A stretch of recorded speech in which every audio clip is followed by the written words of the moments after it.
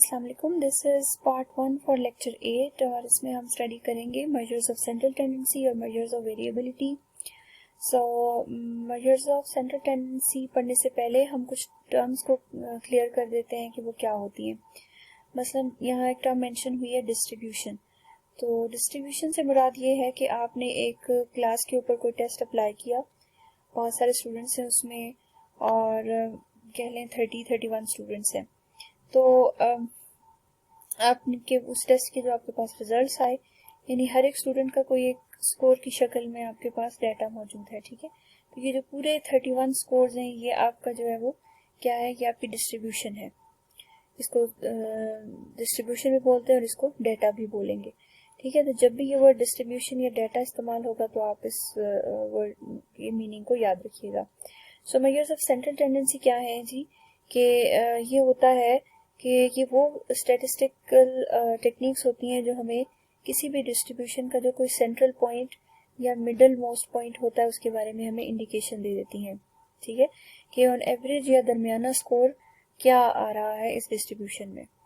अब यहाँ बताई गई 3 तरह की बताई गई हैं मेजर्स ऑफ सेंट्रल टेंडेंसी। उसमें अर्थमेटिक मीन है, मीडियन है और मॉड है।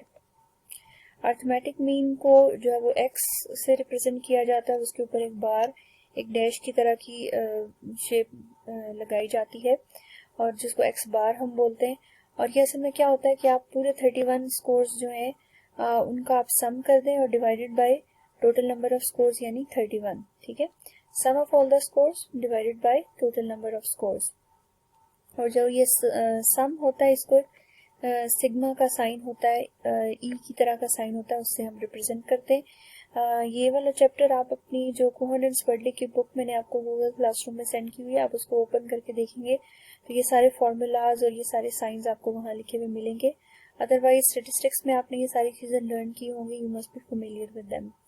अब जो ये मीन है ये इस्तेमाल किया जाता है जो डाटा हमारे पास इंटरवल या रेशो डाटा होता है उसके लिए इस्तेमाल किया जाता है, और जब डिस्ट्रीब्यूशन नॉर्मल हो, ठीक है।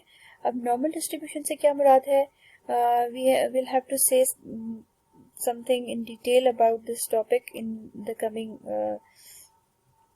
लेक्चर्स, लेकिन यहाँ आप समझ लें कि नॉर्मल ये होता है कि आप देखें दुनिया में जिस भी चीज़ के ऊपर लोगों का टेस्ट लिया जाता है, लोगों की एक बड़ी तादाद का, तो मैक्सिमम लोग जो है वो उस पर एवरेज स्कोर करते हैं, ठीक है। जैसे इंटेलिजेंस है तो हम में से मैक्सिमम लोग जो है वो एवरेज इंटेलिजेंस के मालिक हैं।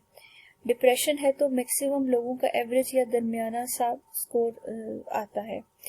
इसी तरह से कोई भी आप ट्रेट ले लें, एग्रेशन ले लें या एम्पैथी ले लें या कोई भी चीज़ ले लें, क्लास में भी जब रिजल्ट आता है तो मैक्सिमम लोग जो है वो उनका कोई दरमियाना सा स्कोर होता है। बहुत हाई स्कोर या बहुत लो स्कोर करने वाले लोग कम होते हैं, ठीक है। तो इस तरह की डिस्ट्रीब्यूशन, इस तरह के जो स्कोर्स होते हैं उनको नॉर्मल कहा जाता है, ठीक है। तो ये जो है वो नॉर्मल डिस्ट्रीब्यूशन जब हो तो तब अर्थमेटिक मीन का इस्तेमाल किया जाता है। अच्छा जी, देन मीडियन आ जाता है। मीडियन क्या होता है कि आपके पास जो है वो जितने भी स्कोर्स हैं आप सिंपली जो है वो उनका सबसे जो दरमियाना वाला स्कोर होता है, यानी उस स्कोर से पीछे भी और स्कोर से आगे भी इक्वल नंबर ऑफ स्कोर्स हों। अगर तो आपके पास ऑड नंबर ऑफ स्कोर्स हैं, यानी आपके पास 11 स्कोर्स हैं, 11 स्टूडेंट्स थे और 11 स्कोर्स हैं आपके पास, तो जो 6th नंबर स्कोर होगा वो आपका मीडियन होगा।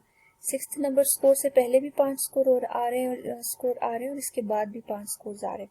लेकिन अगर आपकी डिस्ट्रीब्यूशन जो है वो उसमें इवन नंबर ऑफ स्कोर्स हैं, जैसे 10 स्टूडेंट्स थे आपके पास 10 स्कोर्स हैं, तो आपका जो है वो जो दरमियान वाले 2 स्कोर्स होते हैं उनका जैसे 4 और 5, इनका हम सम ले लेंगे और डिवाइड कर देंगे 2 से, यानी इनकी एवरेज ले लेंगे तो वो हमारे पास मीडियन होता है। और मीडियन जो है वो ऑर्डिनल और इंटरवल रेशियो डाटा के लिए इस्तेमाल होता है, और ये तभी ज़्यादा इफेक्टिव होता है जब हमारे पास बहुत जो एक्सट्रीम्स पे जो स्कोर्स हो वो बहुत ही कम हो, यानी कि डिस्ट्रीब्यूशन जो है वो नॉर्मल हो लेकिन एक्सट्रीम्स पे बेहद कम स्कोर्स हो, यानी बहुत हाई और बहुत लो स्कोर करने वाले बेहद रेयर हो और बहुत कम हो, ठीक है। ये जो मीडियन है ये बहुत ही कम इस्तेमाल किया जाता है, बहुत ज़्यादा इसको इस्तेमाल नहीं किया जाता। उसके बाद मॉड आ जाता है जी। मॉड वो वैल्यू होती है that is most frequently occurring score, ठीक है। जो सबसे ज़्यादा दफ़ा जो स्कोर आ रहा है वो सिंपली आपका मॉड हो जाता है।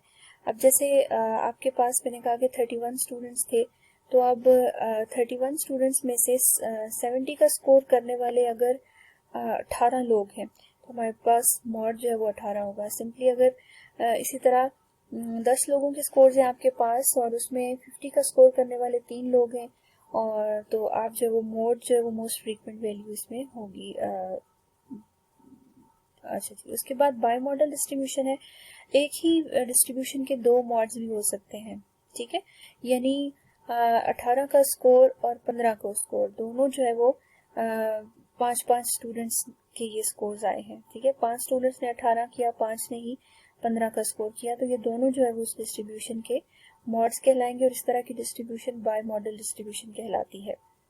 बाय मीन्स कि दो मॉड्स हैं उसके, और ये सिर्फ और सिर्फ नॉमिनल डाटा के साथ इस्तेमाल किया जाता है, ठीक है। और जिसमें यानी कैटेगरीज बनाई जाती हैं तो उसमें ये इस डाटा का इस्तेमाल होता है, उसके अलावा ये नहीं इतना फ्रीक्वेंटली इस्तेमाल होता।